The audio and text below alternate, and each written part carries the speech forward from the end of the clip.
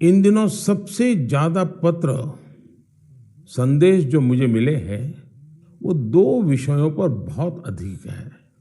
पहला विषय है चंद्रयान 3 की सफल लैंडिंग और दूसरा विषय है दिल्ली में G20 का सफल आयोजन। देश के हर हिस्से से, समाज के हर वर्ग से, हर उम्र के लोगों के मुझे अनगिनत पत्र मिले हैं।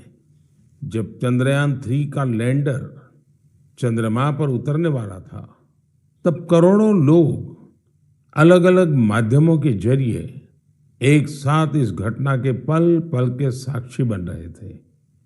इसरो के YouTube लाइव चैनल पर 80 लाख से ज्यादा लोगों ने इस घटना को देखा। अपने आप में एक रिकॉर्ड है। इससे पता चलता है कि चंद्रयान 3 से करोड़ों भारतीयों का कितना गहरा लगाव है। चंद्रयान की इस सफलता पर देश में इन दिनों एक बहुत ही शानदार क्विज कंपटीशन भी चल रहा है, प्रश्न स्पर्धा, और उसे नाम दिया गया है चंद्रयान 3 महाक्विज। MyGov पोर्टल पर हो रहे इस कंपटीशन में अब तक 15 लाख से ज्यादा लोग हिस्सा ले चुके हैं। MyGov की शुरुआत के बाद यह किसी भी क्विज में सबसे बड़ा पार्टिसिपेशन है। मैं तो आपसे भी कहूंगा कि अगर आपने अब तक इसमें हिस्सा नहीं लिया है तो अब देर मत करिए। अभी इसमें 6 दिन और बचे हैं। इस क्विज में जरूर हिस्सा लीजिए। मेरे परिवारजनों, चंद्रयान 3 की सफलता के बाद G20 के शानदार आयोजन ने हर भारतीय की खुशी को दोगुना कर दिया। भारत मंडपम तो अपने आप में एक सेलिब्रिटी की तरह हो गया है। लोग उसके साथ सेल्फी खिंचा रहे हैं और गर्व से पोस्ट भी कर रहे हैं।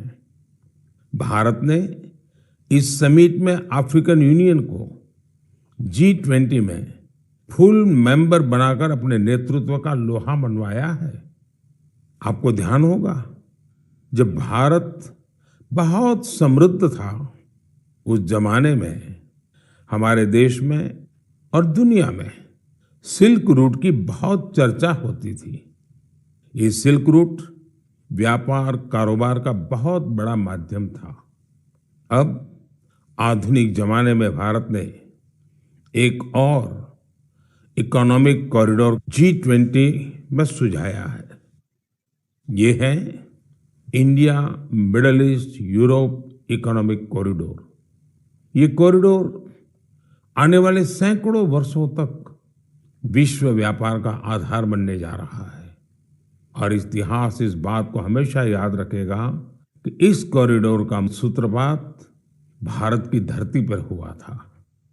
साथियों, G20 के दौरान जिस तरह भारत की युवा शक्ति इस आयोजन से जुड़ी, उसकी आज विशेष चर्चा आवश्यक है। साल भर तक देश के अनेकों यूनिवर्सिटीज में G20 से जुड़े कार्यक्रम हुए। अब इसी श्रृंखला में दिल्ली में एक और एक्साइटिंग प्रोग्राम होने जा रहा है, G20 यूनिवर्सिटी कनेक्ट प्रोग्राम। इस प्रोग्राम के माध्यम से देश भर के लाखों यूनिवर्सिटी स्टूडेंट्स एक दूसरे से जुड़ेंगे। इसमें IITs, IIMs, NITs और मेडिकल कॉलेजेस जैसे कई प्रतिष्ठित संस्थान भी भाग लेंगे। मैं चाहूंगा कि अगर आप कॉलेज स्टूडेंट हैं तो 26 सितंबर को होने वाले इस कार्यक्रम को जरूर देखिएगा, इससे जरूर जुड़िएगा। भारत के भविष्य में, युवाओं के भविष्य पर इसमें बहुत सारी दिलचस्प बातें होने वाली हैं। मैं खुद भी इस कार्यक्रम में शामिल होऊंगा। मुझे भी अपने कॉलेज स्टूडेंट से संवाद का इंतजार है। मेरे परिवारजनों, आज से 2 दिन बाद 27 सितंबर को विश्व पर्यटन दिवस है। पर्यटन को कुछ लोग सिर्फ सैर सपाटे के तौर पर देखते हैं, लेकिन पर्यटन का एक बहुत बड़ा पहलू रोजगार से जुड़ा है। कहते हैं सबसे कम इन्वेस्टमेंट में सबसे ज्यादा रोजगार अगर कोई सेक्टर पैदा करता है तो वो टूरिज्म सेक्टर ही है। टूरिज्म सेक्टर को बढ़ाने में किसी भी देश के लिए गुडविल, उसके प्रति आकर्षण बहुत मैटर करता है। बीते कुछ वर्षों में भारत के प्रति आकर्षण बहुत बढ़ा है और G20 के सफल आयोजन के बाद दुनिया के लोगों का इंटरेस्ट भारत में और बढ़ गया है। साथियों, G20 में 1 लाख से ज्यादा डेलीगेट्स भारत आए। वो यहाँ की विविधता, अलग अलग परंपराएं, भांति भांति का खान पान और हमारी धरोहरों से परिचित हुए। यहाँ आने वाले डेलीगेट्स अपने साथ जो शानदार अनुभव लेकर गए हैं, उससे टूरिज्म का और विस्तार होगा। आप लोगों को पता ही है कि भारत में एक से बढ़कर एक वर्ल्ड हेरिटेज साइट्स भी हैं और इनकी संख्या लगातार बढ़ती जा रही है। कुछ ही दिन पहले शांति निकेतन और कर्नाटका के पवित्र होयसड़ा मंदिरों को वर्ल्ड हेरिटेज साइट्स घोषित किया गया है। मैं इस शानदार उपलब्धि के लिए समस्त देशवासियों को बधाई देता हूं। मुझे 2018 में शांति निकेतन की यात्रा का सौभाग्य मिला था। शांति निकेतन से गुरुदेव रविंद्रनाथ टैगोर का जुड़ाव रहा है। गुरुदेव रविंद्रनाथ टैगोर ने शांति निकेतन का मोटो संस्कृत के एक प्राचीन श्लोक से लिया था। वह श्लोक है, यत्र विश्वम भवत्येक नीडम, अर्थात जहां एक छोटे से घोंसले में पूरा संसार समाहित हो सकता है। कर्नाटका के जिन होयसड़ा मंदिरों को यूनेस्को ने विश्व धरोहर सूची में शामिल किया है, उन्हें 13वीं शताब्दी के बेहतरीन आर्किटेक्चर के लिए जाना जाता है। इन मंदिरों को यूनेस्को से मान्यता मिलना मंदिर निर्माण की भारतीय परंपरा का भी सम्मान है। भारत में अब वर्ल्ड हेरिटेज प्रॉपर्टीज की कुल संख्या 42 हो गई है। भारत का प्रयास है कि हमारे ज्यादा से ज्यादा ऐतिहासिक और सांस्कृतिक जगहों को वर्ल्ड हेरिटेज साइट की मान्यता मिले। मेरा आप सबसे आग्रह है कि जब भी आप कहीं घूमने जाने की योजना बनाएं तो ये प्रयास करें कि भारत की विविधता के दर्शन करें। आप अलग अलग राज्यों की संस्कृति को समझें, हेरिटेज साइट्स को देखें। इससे आप अपने देश के गौरवशाली इतिहास से तो परिचित होंगे ही, स्थानीय लोगों की आय बढ़ाने का भी आप अहम माध्यम बनेंगे। मेरे परिवारजनों, भारतीय संस्कृति और भारतीय संगीत अब ग्लोबल हो चुका है। दुनिया भर के लोगों का इनसे लगाव दिनों दिन बढ़ता ही जा रहा है। एक प्यारी सी बिटिया द्वारा की गई एक प्रस्तुति, उसका एक छोटा सा ऑडियो आपको सुनाता हूं। जगज्जालपालं कजत्कण्ठमालं शरच्चन्द्रभालं महादैत्यकालं नभो नीलकायं तुरावरमायं सुपद्मसहायं भजेऽहं नागेन्द्रहाराय त्रैलोचनाय भस्मङ्गरागाय माहेश्वराय नित्याय शुद्धाय दिगंबराय तस्मै नकाराय नमः शिवाय। इससे सुनकर आप भी हैरान हो गए ना, कितनी मधुर आवाज है और हर शब्द में जो भाव झलकते हैं, ईश्वर के प्रति उनका लगाव हम अनुभव कर सकते हैं। अगर मैं ये बताऊं कि सुरीली आवाज जर्मनी की एक बेटी की है तो शायद आप और अधिक हैरान होंगे। इस बिटिया का नाम कैसमी है। 21 साल की कैसमी इन दिनों इंस्टाग्राम पर खूब छाई हुई है। जर्मनी की रहने वाली कैसमी कभी भारत नहीं आई है, लेकिन वो भारतीय संगीत की दीवानी है जिसने कभी भारत को देखा तक नहीं। उसकी भारतीय संगीत में ये रुचि बहुत ही इंस्पायरिंग है। कैसमी जन्म से ही देख नहीं पाती है, लेकिन ये मुश्किल चुनौती उन्हें असाधारण उपलब्धियों से रोक नहीं पाई। म्यूजिक और क्रिएटिविटी को लेकर उनका पैशन कुछ ऐसा था कि बचपन से ही उन्होंने गाना शुरू कर दिया। अफ्रीकन ड्रमिंग की शुरुआत तो उन्होंने महज 3 साल की उम्र में ही कर दी थी। भारतीय संगीत से उनका परिचय 5-6 साल पहले ही हुआ। भारत के संगीत ने उनको इतना मोह लिया कि उसमें पूरी तरह से रम गई।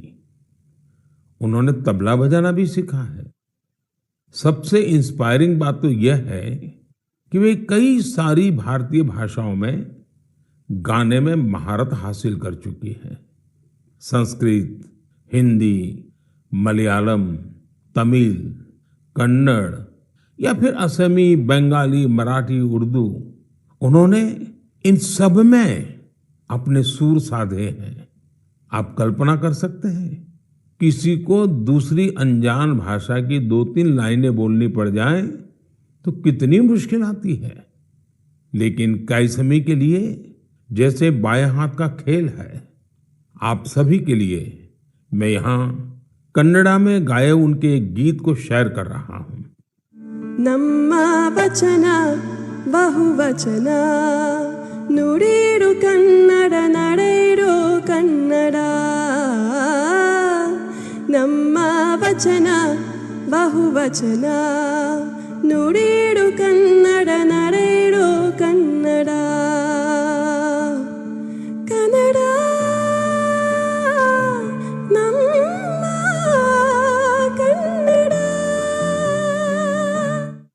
भारतीय संस्कृति और संगीत को लेकर जर्मनी की कैसमी के इस जुनून की मैं हृदय से सराहना करता हूं। उनका यह प्रयास हर भारतीय को अभिभूत करने वाला है। मेरे परिवारजनों, हमारे देश में शिक्षा को हमेशा एक सेवा के रूप में देखा जाता है। मुझे उत्तराखंड के कुछ ऐसे युवाओं के बारे में पता चला है जो इसी भावना के साथ बच्चों की शिक्षा के लिए काम कर रहे हैं। नैनीताल जिले में कुछ युवाओं ने बच्चों के लिए अनोखी घोड़ा लाइब्रेरी की शुरुआत की है। इस लाइब्रेरी की सबसे बड़ी विशेषता यही है कि दुर्गम से दुर्गम इलाकों में भी इसके जरिए बच्चों तक पुस्तकें पहुंच रही है। और इतना ही नहीं, ये सेवा बिल्कुल निशुल्क है। अब तक इसके माध्यम से नैनीताल के 12 गांवों को कवर किया गया है। बच्चों की शिक्षा से जुड़े इस नेक काम में मदद करने के लिए स्थानीय लोग भी खूब आगे आ रहे हैं।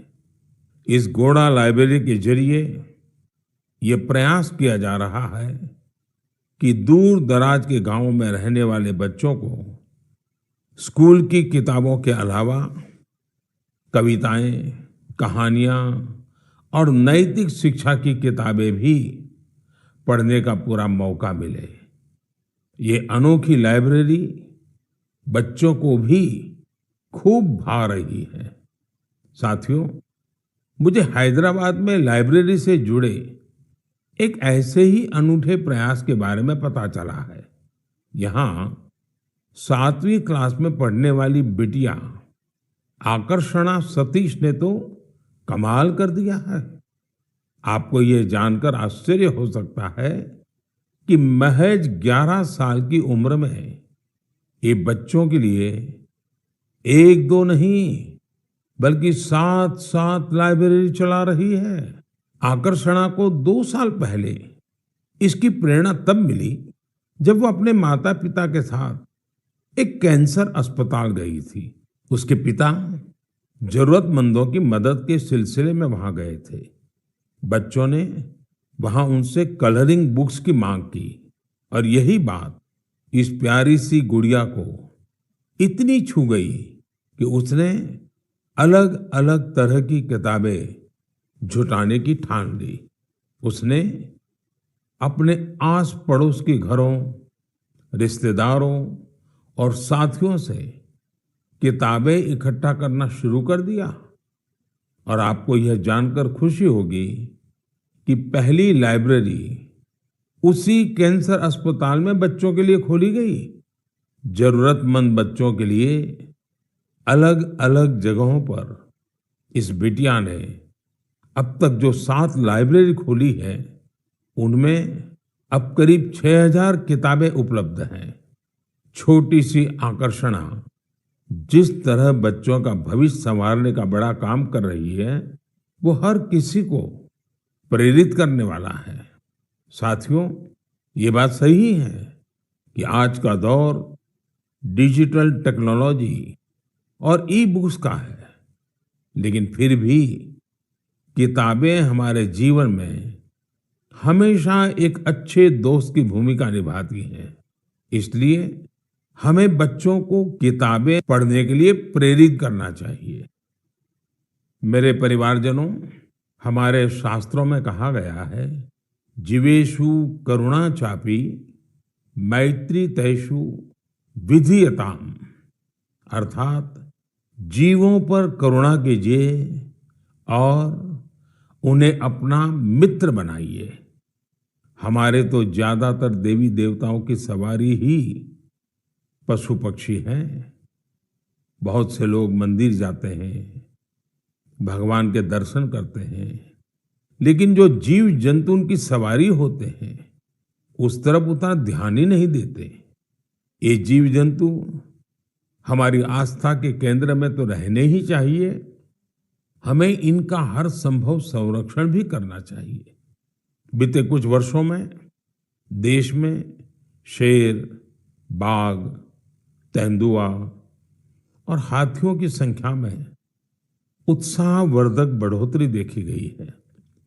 कई और प्रयास भी निरंतर जारी हैं ताकि इस धरती पर रह रहे दूसरे जीव जंतुओं को बचाया जा सके। ऐसा ही एक अनोखा प्रयास राजस्थान के पुष्कर में भी किया जा रहा है।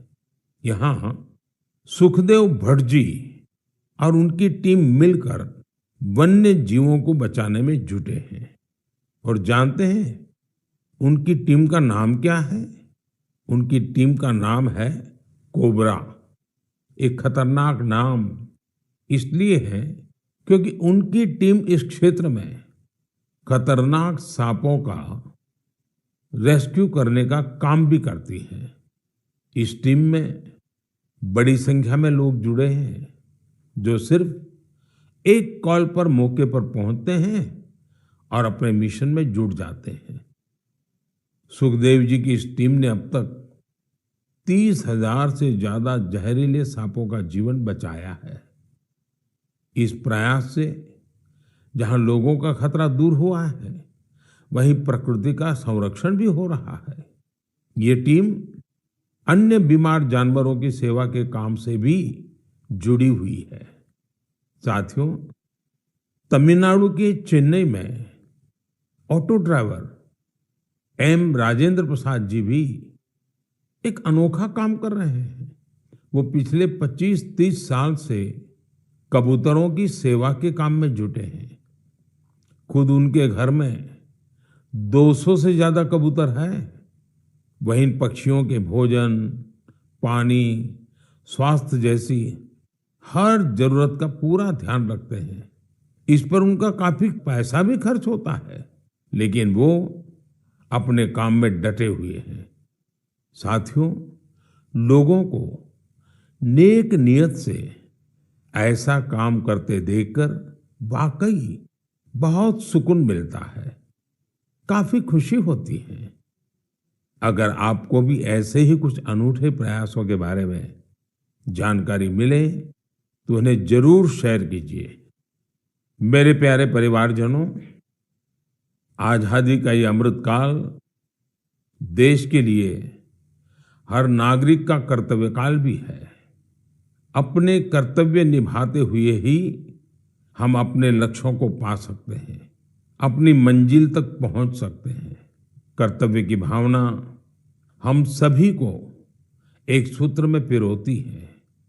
यूपी के संभल में देश ने कर्तव्य भावना की एक ऐसी मिसाल देखी है जिसे मैं आपसे भी शेयर करना चाहता हूं। आप सोचिए, 70 से ज्यादा गांव हो, हजारों की आबादी हो और सभी लोग मिलकर एक लक्ष्य, एक ध्येय की प्राप्ति के लिए साथ आ जाए, जुट जाए। ऐसा कम ही होता है, लेकिन संभल के लोगों ने ये करके दिखाया। इन लोगों ने मिलकर जन भागीदारी और सामूहिकता की बहुत ही शानदार मिसाल कायम की है। दरअसल इस क्षेत्र में दशकों पहले सोत नाम की एक नदी हुआ करती थी।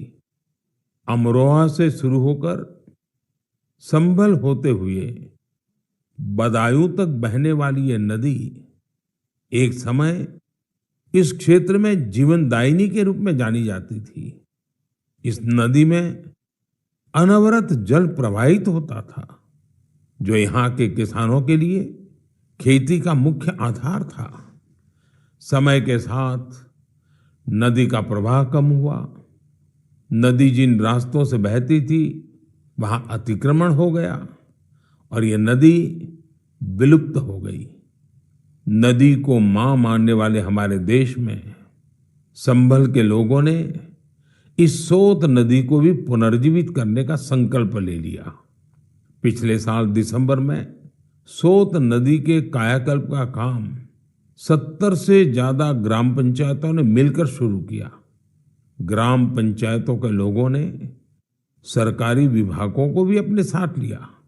आपको ये जानकर खुशी होगी कि साल के पहले 6 महीने में ही ये लोग नदी के 100 किलोमीटर से ज्यादा रास्ते का पुनरुद्धार कर चुके थे। जब बारिश का मौसम शुरू हुआ तो यहाँ के लोगों की मेहनत रंग लाई और सोत नदी पानी से लबालब भर गई। यहाँ के किसानों के लिए खुशी का एक बड़ा मौका बनकर आया है। लोगों ने नदी के किनारे बांस के 10,000 से भी अधिक पौधे भी लगाए हैं ताकि इसके किनारे पूरी तरह सुरक्षित रहें। नदी के पानी में 30,000 से अधिक गंबूसिया मछलियों को भी छोड़ा गया है ताकि मच्छर न पनपे। साथियों, सोत नदी का उदाहरण हमें बताता है कि अगर हम ठान लें तो बड़ी से बड़ी चुनौतियों को पार कर एक बड़ा बदलाव ला सकते हैं। आप भी कर्तव्य पथ पर चलते हुए अपने आसपास ऐसे बहुत से बदलावों का माध्यम बन सकते हैं। मेरे परिवारजनों, जब इरादे अटल हों और कुछ सीखने की लगन हो तो कोई काम मुश्किल नहीं रह जाता है। पश्चिम बंगाल की श्रीमती शकुंतला सरदार ने इस बात को बिल्कुल सही साबित करके दिखाया है। आज वो कई दूसरी महिलाओं के लिए प्रेरणा बन गई हैं। शकुंतला जी जंगल महल के शातनाला गांव की रहने वाली हैं। लंबे समय तक उनका परिवार हर रोज मजदूरी करके अपना पेट पालता था। उनके परिवार के लिए गुजर बसर भी मुश्किल थी। फिर उन्होंने एक नए रास्ते पर चलने का फैसला किया और सफलता हासिल कर सबको हैरान कर दिया। आप ये जरूर जानना चाहेंगे कि उन्होंने ये कमाल कैसे किया। इसका जवाब है एक सिलाई मशीन। एक सिलाई मशीन के जरिए उन्होंने साल की पत्तियों पर खूबसूरत डिजाइन बनाना शुरू किया। उनके इस हुनर ने पूरे परिवार का जीवन बदल दिया। उनके बनाए इस अद्भुत क्राफ्ट की मांग लगातार बढ़ती जा रही है। शकुंतला जी के इस हुनर ने न सिर्फ उनका बल्कि साल की पत्तियों को जमा करने वाले कई लोगों का जीवन भी बदल दिया है। अब वो कई महिलाओं को ट्रेनिंग देने का भी काम कर रही है। आप कल्पना कर सकते हैं, एक परिवार जो कभी मजदूरी पर निर्भर था, अब खुद दूसरों को रोजगार के लिए प्रेरित कर रहा है। उन्होंने रोज की मजदूरी पर निर्भर रहने वाले अपने परिवार को अपने पैरों पर खड़ा कर दिया है। इससे उनके परिवार को अन्य चीजों पर भी फोकस करने का अवसर मिला है। एक बात और हुई है, जैसे ही शकुंतला जी की स्थिति कुछ ठीक हुई, उन्होंने बचत करना भी शुरू कर दिया है। अब वो जीवन बीमा योजनाओं में निवेश करने लगी है ताकि उनके बच्चों का भविष्य भी उज्जवल हो। शकुंतला जी के जज्बे के लिए उनकी जितनी सराहना की जाए वो कम है। भारत के लोग ऐसी ही प्रतिभा से भरे होते हैं। आप उन्हें अवसर दीजिए और देखिए वे क्या क्या कमाल कर दिखाते हैं। मेरे परिवारजनों, दिल्ली में G20 समिट के दौरान उस दृश्य को भला कौन भूल सकता है जब कई वर्ल्ड लीडर्स बापू को श्रद्धा सुमन अर्पित करने एक साथ राजघाट पहुंचे। यह इस बात का एक बड़ा प्रमाण है कि दुनिया भर में बापू के विचार आज भी कितने प्रासंगिक है। मुझे इस बात की भी खुशी है कि गांधी जयंती को लेकर पूरे देश में स्वच्छता से संबंधित बहुत सारे कार्यक्रमों का प्लान किया गया है। केंद्र सरकार के सभी कार्यालयों में स्वच्छता ही सेवा अभियान काफी जोर शोर से जारी है। इंडियन स्वच्छता लीग में भी काफी अच्छी भागीदारी देखी जा रही है। आज मैं मन की बात के माध्यम से सभी देशवासियों से एक आग्रह भी करना चाहता हूं। 1 अक्टूबर यानी रविवार को सुबह 10 बजे स्वच्छता पर एक बड़ा आयोजन होने जा रहा है। आप भी अपना वक्त निकालकर स्वच्छता से जुड़े इस अभियान में अपना हाथ बटाएं। आप अपनी गली, आस पड़ोस, पार्क, नदी, सरोवर या फिर किसी दूसरे सार्वजनिक स्थल पर इस स्वच्छता अभियान से जुड़ सकते हैं।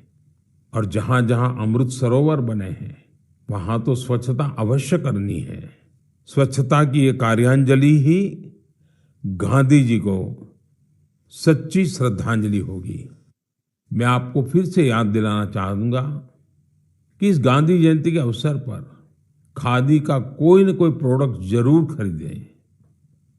मेरे परिवारजनों, हमारे देश में त्योहारों का सीजन भी शुरू हो चुका है। आप सभी के घर में भी कुछ नया खरीदने की योजना बन रही होगी। कोई इस इंतजार में होगा कि नवरात्र के समय वो अपना शुभ काम शुरू करेगा। उमंग, उत्साह के इस वातावरण में आप वोकल फॉर लोकल का मंत्र भी जरूर याद रखें। जहां तक संभव हो, आप भारत में बने सामानों की खरीदारी करें, भारतीय प्रोडक्ट का उपयोग करें और मेड इन इंडिया सामान का ही उपहार दें। आपकी छोटी सी खुशी किसी दूसरे के परिवार की बहुत बड़ी खुशी का कारण बनेगी। आप जो भारतीय सामान खरीदेंगे उसका सीधा फायदा हमारे श्रमिकों, कामगारों, शिल्पकारों और अन्य विश्वकर्मा भाई बहनों को मिलेगा। आजकल तो बहुत सारे स्टार्टअप्स भी स्थानीय प्रोडक्ट्स को बढ़ावा दे रहे हैं। आप स्थानीय चीजें खरीदेंगे तो स्टार्टअप्स के इन युवाओं को भी फायदा होगा। मेरे प्यारे परिवारजनों, मन की बात में बस आज इतना ही। अगली बार जब आपसे मन की बात में मिलूंगा तो नवरात्रि और दशहरा बीत चुके होंगे। त्योहारों के इस मौसम में आप भी पूरे उत्साह से हर पर्व मनाएं, आपके परिवार में खुशियां रहे, मेरी यही कामना है। इन पर्वों की आपको बहुत सारी शुभकामनाएं। आपसे फिर मुलाकात होगी और भी नए विषयों के साथ, देशवासियों की नई सफलताओं के साथ। आप अपने संदेश मुझे जरूर भेजते रहिए, अपने अनुभव शेयर करना न भूलें। मैं प्रतीक्षा करूंगा। बहुत बहुत धन्यवाद।